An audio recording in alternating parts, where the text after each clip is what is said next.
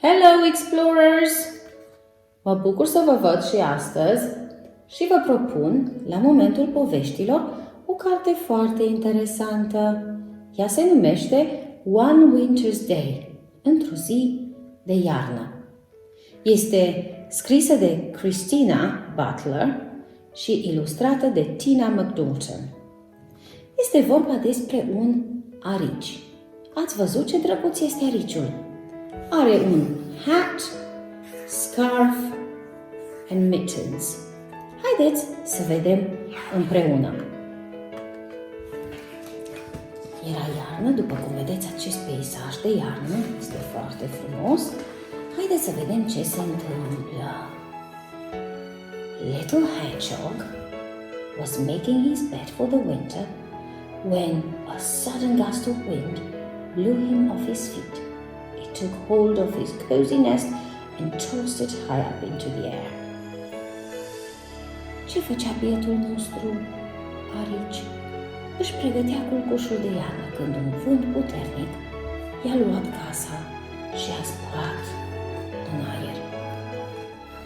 Little Hedgehog trembled as the wind whistled around him and he wondered what to do.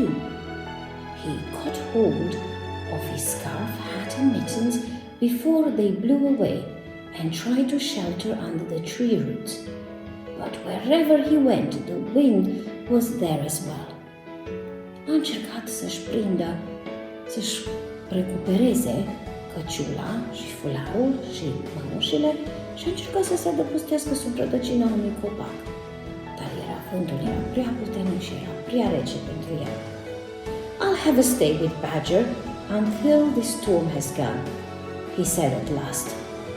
Pulling his woolly hat firmly over his prickles, then he snuggled into his cozy scarf, put on his mittens, and with a deep breath he set off. Va trebui să mă duc să stau cu bursucul până când va trece această furtună, a spus el, și-a tras căciula pe cap și-a pus și fularul peste țepi, mănușile și a pornit la drum. The wind was even stronger in the meadow. Leaves swirled here and there and snowflakes filled the air.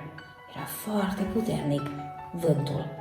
Little Hedgehog hadn't gone far when he bumped into a family of field mice shivering in the long grass. N-a mers el mult că a dat peste o familie de șoareci de câmp.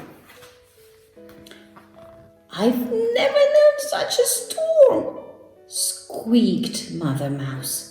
The wind has blown our nest far away and my poor babies are so cold.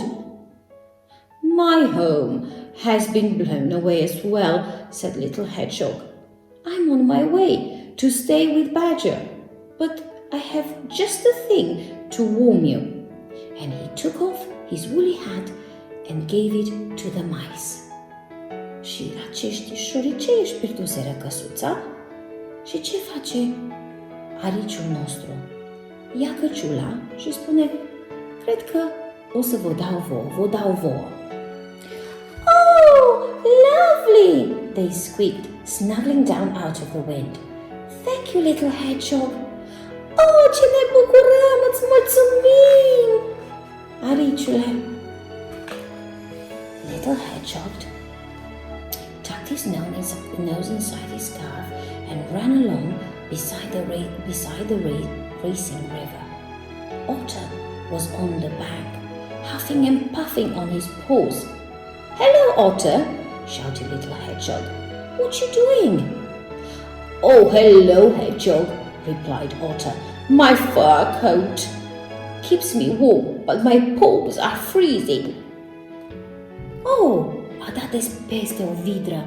Oh, ce faci, vidro? Haina mea de blană îmi ține cald, dar bietele mele lăbuțe sunt înghețate.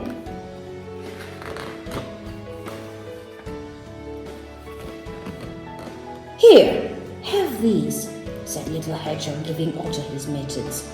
They should do the trick. You little hedgehog, said Otter, these are great, But shouldn't you be at home in this cool weather? I have no home anymore, Little Hedgehog replied sadly. The wind has blown it away, and running on, he cried, I'm going to stay with Badger. N-ar trebui să ai o casă, întreabă Vidra. Nu, că vântul mi-a luat-o și vreau să mă duc să stau cu bursucul. By the time Little Hedgehog reached the wood, the snow was getting deeper. On and on he struggled, picking his way between the snowdrifts as the wind howled around him. Încerca din răsputeri să străbată prin vântul puternic. A mother deer and her fawn were sheltering in the bushes. Oh, Little Hedgehog, why aren't you in your lovely nest in this awful storm? She asked. So Little Hedgehog told Mother Deer about his nest blowing away. But as he spoke, he saw that the little fawn was shaking with cold. Here, take this, he said, giving the fawn his scarf. How kind you are, said Mother Deer. Thank you, Little Hedgehog. O mamă căprioară îl întâlnește pe micuțul nostru Arici și îl întreabă, oare n-ar trebui să fie casa ta pe o vreme ca aceasta? Eu nu mai am casă și mă duc să stau cu bursucul. Și pe când vorbeau ei, vede că micuța căprioară tremura. Și atunci, micul nostru Arici îi dă eșarfa lui. Little Hedgehog pattered on faster and faster, but just as he finally saw Badger's house at the bottom of the hill, he skidded on the icy path. Help! He cried as he went bumping and bouncing through the snow. Și micul nostru Arici mergea cât putea de repede, dar pe când să ajungă la casa bursucului, cam jos, când a coborât dealul, a alunecat pe o bucățică de gheață. Ajutor! Și s-a rostogolit ca un bulgăre. Badger was making tea when he heard a big thud outside. Whatever was that? He cried, dropping his toast. When he opened the door, a prickly snowball rolled in. Gracious me! He said in surprise. It's Little Hedgehog. Badger își făcea ceaiul și mânca o bucată de pâine prăjită, când a auzit o bufnitură afară. Oare ce să fie asta? A spus el. Când a deschis ușa, a văzut un bulgăre țepos. Badger carried Little Hedgehog on an armchair by the fire and he gave him a cup of tea. Little Hedgehog told Badger about his journey through the storm, and then cozy and warm, he fell fast asleep. I-a dat și lui ceai și pe când i-a povestit toate pățaniile sale, acesta a adormit lângă foc.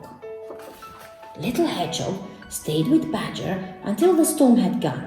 As they walked to where his house had been, Little Hedgehog was very worried. How can I build a strong new nest if all the leaves and twigs have blown away and there's nothing left? He asked anxiously. I'll help you, said Badger kindly. We're nearly there now.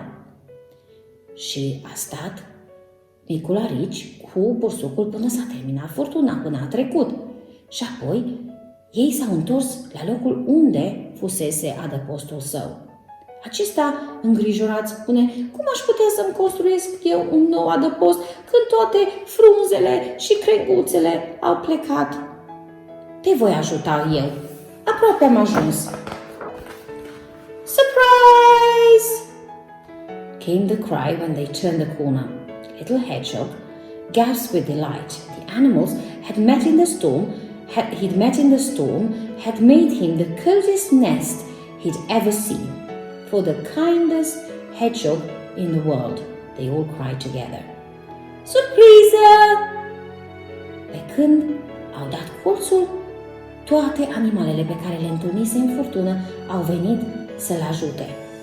Pentru cel mai drăguț și amabil Arici din lume, au spus toate împreună. Și uitați, animalele l-au ajutat pe micul Arici să-și construiască încă o dată adăpostul. Sper că v-a plăcut povestea noastră și mi-ar plăcea tare mult să o ascultați și să o urmăriți, mai ales că este și în limba engleză. Și să nu uităm, Arici îi spunem hedgehog. Arici, hedgehog. El a vrut să ne spună această poveste și sper că v-a plăcut. Până data viitoare! Bye, bye!